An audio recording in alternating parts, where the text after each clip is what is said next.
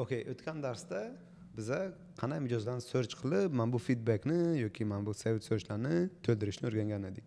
Bu darsda esa biza qanday qilib shu filtrimizni ichidan, shu listni ichidan o'zimizga kerakli ishlarni filtr qilib olishni o'rganamiz.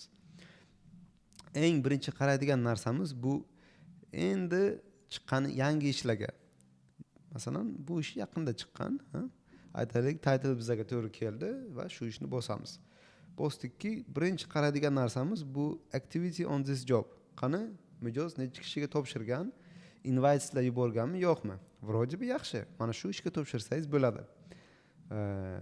Da yomon ish emas. Lekin yangi Afrika yangi kirib kelayotganlar uchun bunday ishlarga topshirishga maslahat bermayman. To'g'ri, bu ish sizga ideal to'g'ri keladi, lekin bu hourly va uzoq muddatli ekspertni qidiryapti. Va bundan oldin Upworkda juda ko'p ishlagan 246 ta. Katta ehtimol bilan bu Upworkda yangi novichokni olmaydi. Uni o'rniga biza yangi ishlarga topshirishimiz kerak. Masalan, yangi ishlar qanday bo'ladi? Yangi mijozlar, yangi ishlar emas. Mana bu Chrome extensionni qarasak, vroде бы mijoz bundan oldin hech kim bilan ishlamagan. Pram mana bu 5 ta job posted bo'lmasligi kerak. Yana bitta e'tibor beradigan narsamiz. Lekin mijoz Upworkda yangi bo'lish kerak. Kelinglar yana bitta boshqa bir yangi mijozni ko'ramiz. Mana shular ham yangiga o'xshaydi. Aytaylik, bu ideal to'g'ri keldi hammasi bizga. Mana bunaqa mijozlarga topshirsak bo'ladi. Bular hali Upworkda yangi bitta ikkita ish bergan, yoki даже ish bermagan bo'lsam, eng birinchi ishi bo'lsa ham topshirsak bo'ladi. Lekin bu yoqda bitta narsaga e'tibor berish kerak, ish skam bo'lmasin. Endi u ish skam bo'lmasligi haqida bir boshqa video qilaman. O'sha yerda detalliroq tushuntiraman. Qanday skamlardan qochish kerak, nima qilish kerak.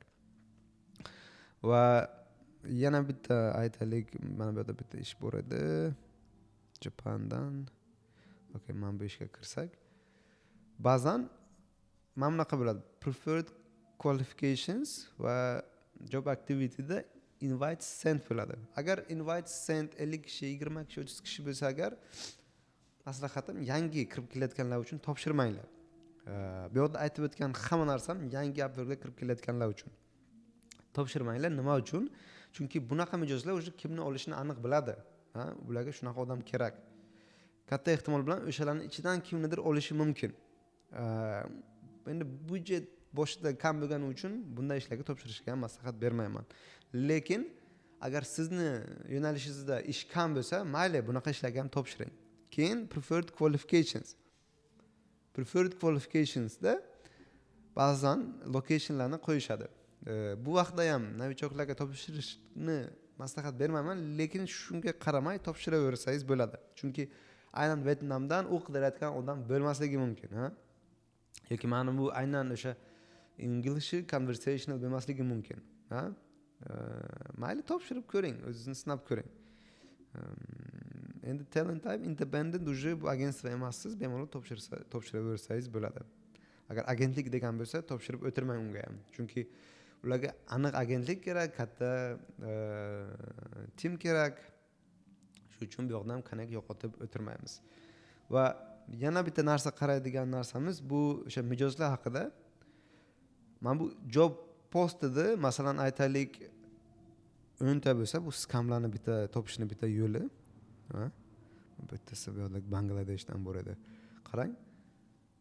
10 ta bor, bitta kishini ham hire qilmagan, $50 to'layman deb turibdi. Qanaqadir yana tekst qo'ygan, qanaqadir fayl qo'ygan, Mana bu skam bo'lishi mumkin, Immediate start preferred, qancha tez desa agar shuncha yomon mijoz bor-ku, shuning uchun bunaqa ishlarga topshirmang. Bu Bangladeshdan emas, Amerikadan bo'lishi mumkin, New Zealanddan, har xil joydan bo'lishi mumkin.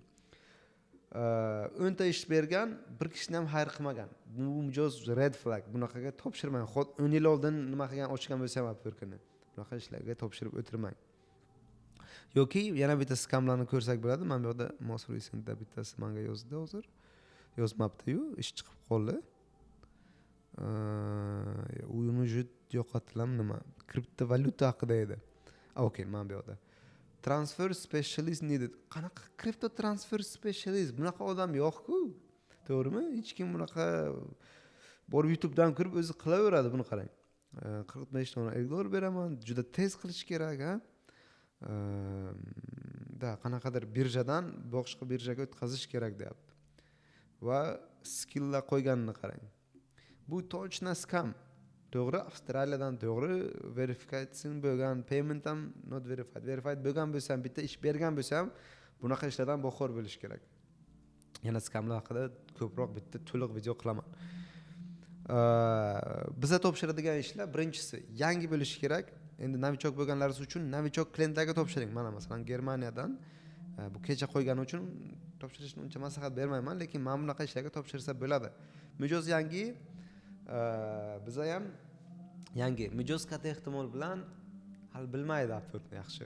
Shu uchun to'g'ri kelgan odamni ishga olishi mumkin. Yangi bo'lsangiz ham mana shunaqa ishlarga topshirishni maslahat beraman. Yana bu yerda kelinglar, boshqa tiplar. Ana endi aytaylik, hammasi sizga mos keldi, ha? Klientning parametrlari bizga mos keldi. Klient yozgan narsalar hammasi bizga mos keldi. Endi biz qaraydigan narsamiz job title, job description. O'sha bulardan kelib chiqib biz ishga topshiramiz. Endi bularni analiz qilishni boshqa darsda ko'rib chiqamiz. Shu yergacha masalan mana shu mijoz ham ideal yaxshi mijozga o'xshaydi. To'g'ri narsani yozgan, 1 minut oldin ishni qo'ygan, ha? Вроде бы yaxshi. Mijoz yangi, bitta ish qo'ygan hali va juda kam odam topshirgan, preferred qualificationlari yo'q. Ha, mana bu mijoz, bu standart mijoz. Mana bunaqa mijozlarga topshirsangiz ish olishingiz mumkin. Lekin bu yerda yana bitta narsa bor. Qarang, bu mijoz hourly 3 oydan 6 oygacha deyapti. To'g'ri, bu mijozga topshirish mayli maslahat beraman, mayli topshiringlar, lekin iloji boricha fixed boshida bitta ikkita klientni fixed price'da olinglar. Masalan, $100 $50 ga bitta ish olinglar. Masalan, men bu $50 deyapti, NN8 NN8 okey. Mana bunaqa bitta ish olinglar, yaxshi ishni qilib beringlar, odzivni olib, dalshi keyin mana bunaqa ishlarga topshirib ketsalaringiz bo'ladi.